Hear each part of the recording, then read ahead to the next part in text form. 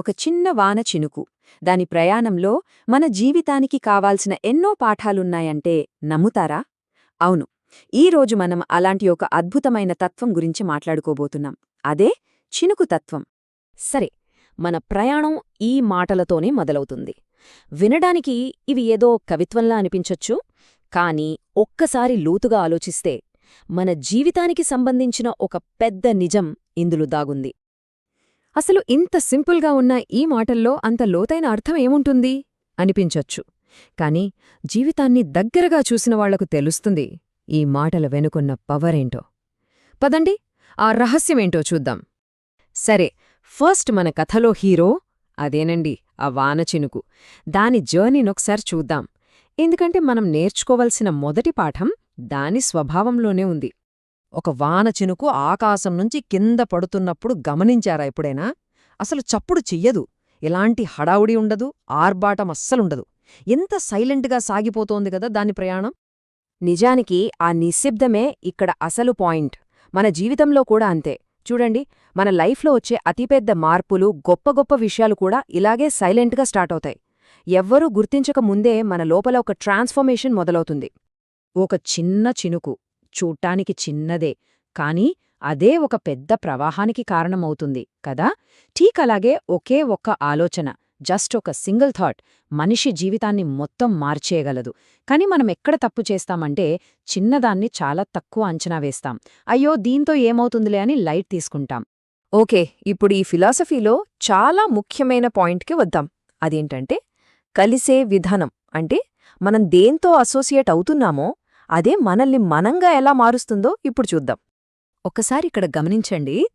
అదే వానచినుకు పసుపుతో కలిసింది అనుకోండి, పూజలో దీపమై ఒక పాజిటివ్ వైబిస్తుంది.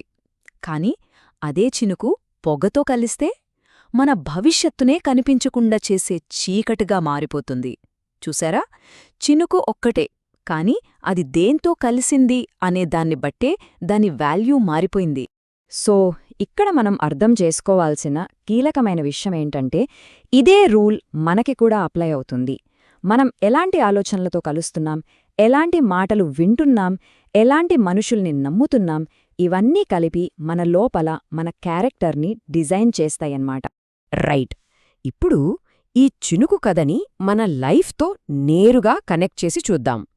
చెప్పాలంటే ఈ ఫిలాసఫీకి ఇదే హార్ట్ లాంటిది. మనం కూడా అంతే. ఈ 3 పదాలు వినడానికి సింపుల్గా ఉన్నా చాలా పవర్ఫుల్. ఆ చినుకులాగే మనం దేంతో కలిస్తే అదే అయిపోతాం. మన ఉనికే ఆ కలయిక మీదే డిపెండ్ అయి ఉంటుంది. ఇది మన ఎమోషన్స్కి ఎలా వర్తిస్తుందో చూడండి. ఒకవేళ మనం నిరాశతో ఎక్కువ టైం స్పెండ్ చేశామనుకోండి, అదే మన అలవాటుగా మారిపోతుంది. భయంతోనే ఉంటే అదే మన నేచర్ అయిపోతుంది. కానీ అదే మనం ఆశతో కలిస్తే మన లోపల ఒక వెలుగొస్తుంది. ఒక గట్టి నిర్ణయంతో కలిస్తే మన కోసం ఒక కొత్త దారి ఓపెన్ అవుతుంది. సరే, ఇప్పటిదాకా మనం ఈ ఫిలాసఫీని అర్థం చేసుకున్నాం. ఇప్పుడు అసలు విషయానికొద్దాం. దీన్ని ప్రాక్టికల్గా ఎలా అప్లై చేయాలి, తెలిసి ఒక కాన్షియస్ డిసిజన్ ఎలా తీసుకోవాలి, దాని గురించి మాట్లాడుకుందాం. ఈ మాట వినడానికి కొంచెం హార్ష్గా అనిపించొచ్చు, కానీ ఇది చాలా ముఖ్యమైన నిజం. మనం ఎవరో కాదు, మనం ఎవరితో ఉంటున్నాం, ఎలాంటి ఫీలింగ్స్తో కనెక్ట్ అవుతున్నాం, అదే మనల్ని, మన వాల్యూని డిసైడ్ చేస్తుంది. మళ్ళీ ఆ చినుకు దగ్గరికే వెళ్దాం ఒక్కసారి. అది కరెక్ట్ దారి ఎంచుకుని ఒక మంచి ప్రవాహంలో కలిస్తే ఫైనల్గా ఒక పెద్ద నది అవుతుంది. అదే దారి తప్పి ఏదో చెత్తలో కలిసింది అనుకోండి, వేస్ట్ అయిపోతుంది, ఎవరికీ ఉపయోగపడదు. మన లైఫ్ కూడా అంతే కదా. అయితే మరి ఏం చేయాలి? సింపుల్. ఈ 3 స్టెప్స్ ఫాలో అవ్వాలి. ఫస్ట్, మన మైండ్లోకొచ్చే ప్రతి ఆలోచనను రానివ్వకుండా మనకు మంచి చేసే వాటినే సెలెక్ట్ చేసుకోవాలి. సెకండ్, మన మాటలకి ఒక వెయిట్ ఉండాలి. లాస్ట్ అండ్ మోస్ట్ ఇంపార్టెంట్, మనల్ని ప్రభావితం చేసే మన చుట్టూ ఉన్న ఎన్వైర్మెంట్, మన మనుషులు, వీటన్నింటినీ చాలా జాగ్రత్తగా మనమే డిజైన్ చేసుకోవాలి. ఓకే, మనం ఆల్మోస్ట్ ఎండింగ్కి వచ్చేస్తున్నాం. ఇప్పుడు మనలోని అసలైన పొటెన్షియల్ని, మన ఫైనల్ డెస్టినేషన్ని గుర్తు చేసుకోవాల్సిన టైం వచ్చింది. ఒక్కోసారి మనకి మనమే చాలా చిన్నవాళ్లలా అనిపిస్తుంది కదా. నా ఈ చిన్న ప్రయత్నం అసలు ఎవరికి కనబడుతుంది అనిపిస్తుంది. ఇది చాలా కామన్ ఫీలింగ్, చాలామందికొస్తుంది.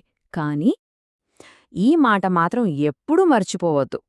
ఈ ప్రపంచంలో మనం చూసే ప్రతి పెద్ద విషయం ఒకప్పుడు ఒక చిన్న ఐడియాగానే మొదలైంది. ఒక చిన్న అరుగుతోనే స్టార్ట్ అయింది. అందుకే చిన్నదాన్ని ఎప్పుడూ అండర్ ఎస్టిమేట్ చేయకూడదు. ఒక్క సెకండ్ ఆగుదాం. జస్ట్ ఈ ఒక్క వాన చినుకుని చూడండి. ఇది మన జర్నీకి సింబల్. ఒంటరిగా చిన్నగా కనిపించొచ్చు, కానీ దీని లోపల ఎంత పవర్ దాగుందో తెలుసా? అండ్ ఫైనలీ ఈ ఫిలాసఫీ చెప్పే అత్యంత శక్తివంతమైన మెసేజ్ ఇదే. చినుకు చూడ్డానికి చిన్నదే, కానీ అది ఆగకుండా ప్రయాణిస్తే దాని ఫైనల్ డెస్టినేషన్ ఏంటో తెలుసా? ఆ అనంతమైన సముద్రం. మన ప్రయాణం కూడా అంతే. అది కూడా ఒక గొప్ప గమ్యం వైపే సాగుతుంది. మనం కూడా అంతే.